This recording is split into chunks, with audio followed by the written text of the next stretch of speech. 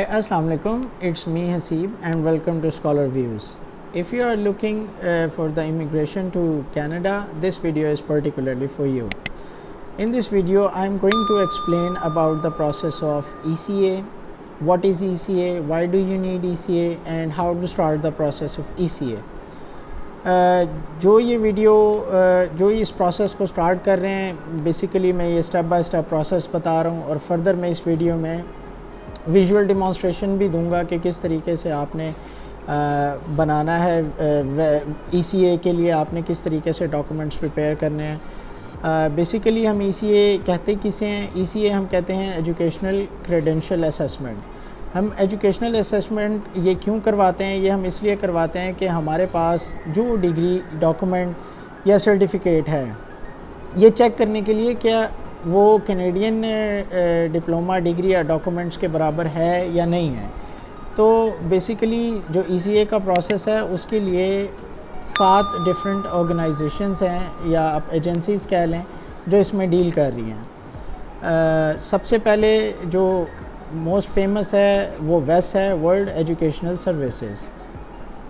उसके बाद ICAS है, ICAS है और CES है। तो 7 डिफरेंट एजेंसीज़ हैं जो ECA का प्रोसेस करती हैं। वेस की हम पर्टिकुलरली इस वीडियो में बात करेंगे कि वेस वर्ल्ड एजुकेशनल सर्विसेज ये क्या है। वर्ल्ड एजुकेशनल सर्विसेज को प्रेफर इसलिए किया जाता है, ये मोस्ट फेमस है क्योंकि इसका टाइम ड्यूरेशन जो डिफरेंट दूसरी एजेंसीज़ हैं उसकी निस्बत थोड़ा सा कम है। और इसके अलावा ये प्रोसेस जो है वो 1 मंथ में या 6 to 7 वीक्स में ये कंप्लीट कर देते हैं। तो अगर आप एक्सप्रेस एंट्री के थ्रू कैनेडियन इमिग्रेशन पे अप्लाई करना चाहते हैं तो आपको पहले ECA का प्रोसेस करना पड़ता है और आपको डिसाइड करना होता है कि आपने कौन सी डिग्री और कौन से डॉक्यूमेंट्स अपने करवाने हैं ECA के थ्रू जो वेस करती है।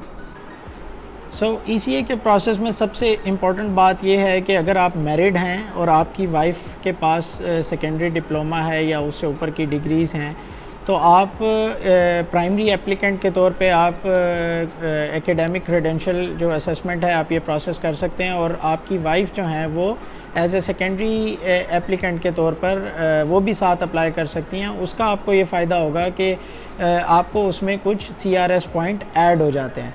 तो मेरी एडवाइस ये है कि आप दोनों प्रोसेस इकट्ठे स्टार्ट करें और इसमें कुछ डिफ़िकल्टीज़ यहाँ पर आ जाती हैं। कुछ लोग ये कहते हैं कि पहले IELTS का प्रोसेस कर लिया जाए और उसके बाद जो है वो हम ये जो क्रेडेंशियल असेसमेंट है इसका प्रोसेस स्टार्ट कर दें।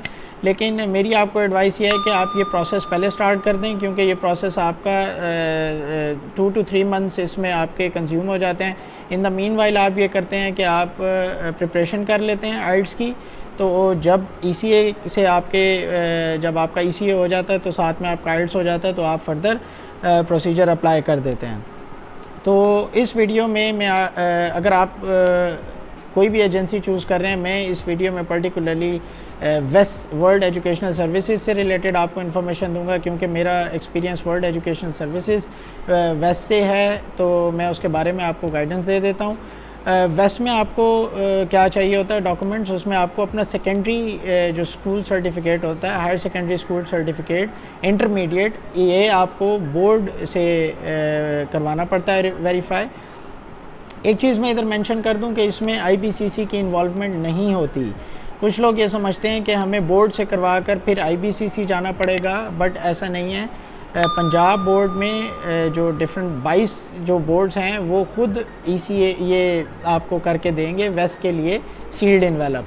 तो आप कंसर्न बोर्ड की वेबसाइट पर जाकर अपना प्रोसेस स्टार्ट कर सकते हैं।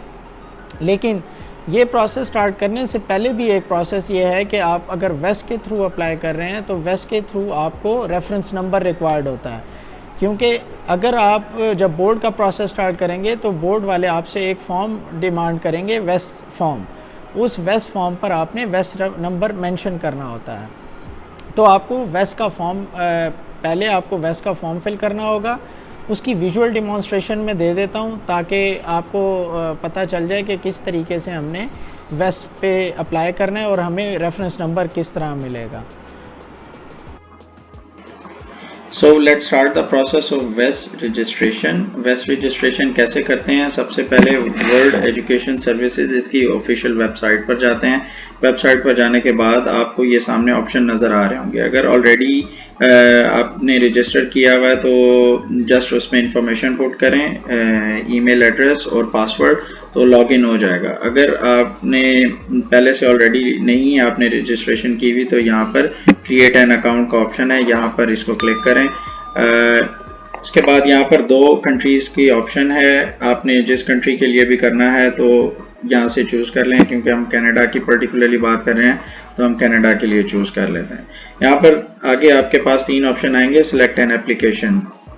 अगर आपने स्टैंडर्ड एप्लीकेशन कर रहे हैं तो आप स्टार्ट एप्लीकेशन कर लें। अगर आपने इमिग्रेशन पर्पस के लिए कर रहे हैं तो यहाँ से IRCC के ऑप्शन से स्टार्ट एप्लीकेशन कर लें।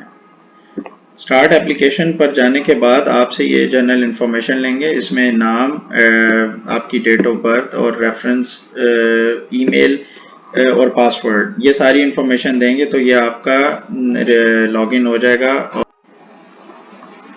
जब हम लॉगिन कर लेते हैं तो लॉगिन करने के बाद हमारे पास ये माई एप्लीकेशन ओपन हो जाती है। माई एप्लीकेशन में हम सबसे पहले पर्सनल इंफॉर्मेशन ऐड करते हैं। पर्सनल इंफॉर्मेशन ऐड करने के बाद नीचे एक ऑप्शन है, उसमें आप नेक्स्ट करते हैं तो आपकी योर एजुकेशन से का और सारी डिटेल्स आ जाती हैं। आपने अपनी जो एकेडमिक डिटेल्स हैं सारी वो इसमें पुट करनी है। पुट करने के बाद फिर नेक्स्ट का ऑप्शन आता है, तो आपने रिपोर्ट रिसिपिएंट यहाँ पर आपने कि किधर आपने अपनी रिपोर्ट रिसीव करनी है। जब आप उधर ऑप्शन चूज करते हैं तो उसके बाद एक ऑप्शन आता है योर इवैल्यूएशन का।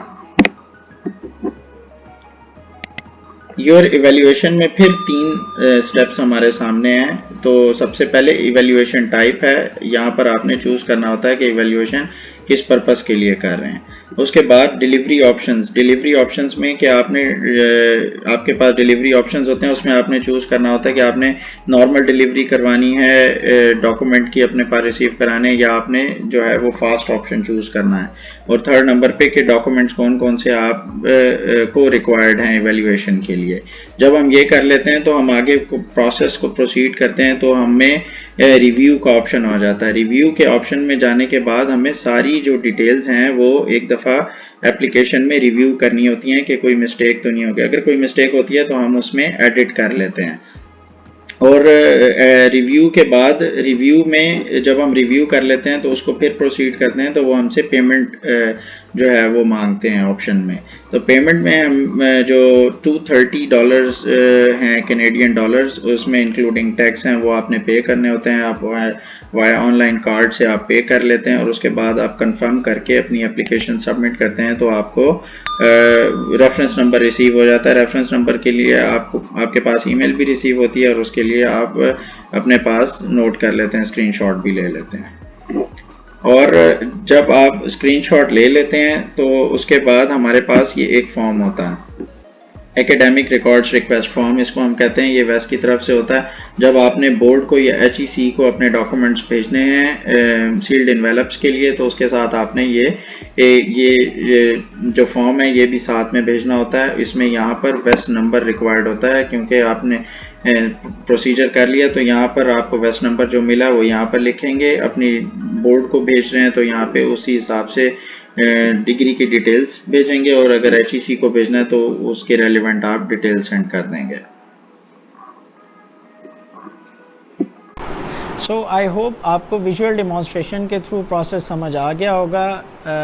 वेस का आपको रेफरेंस नंबर मिल गया होगा। मैं अपनी नेक्स्ट वीडियो में डिटेल बताऊंगा कि जब आप वेस का रेफरेंस नंबर ले लेते हैं तो आप अपने 22 और HEC का प्रोसेस किस तरह स्टार्ट करते हैं। So till then, take a good care of yourself. Please subscribe my channel for upcoming videos. Thank you. Allah Hafiz.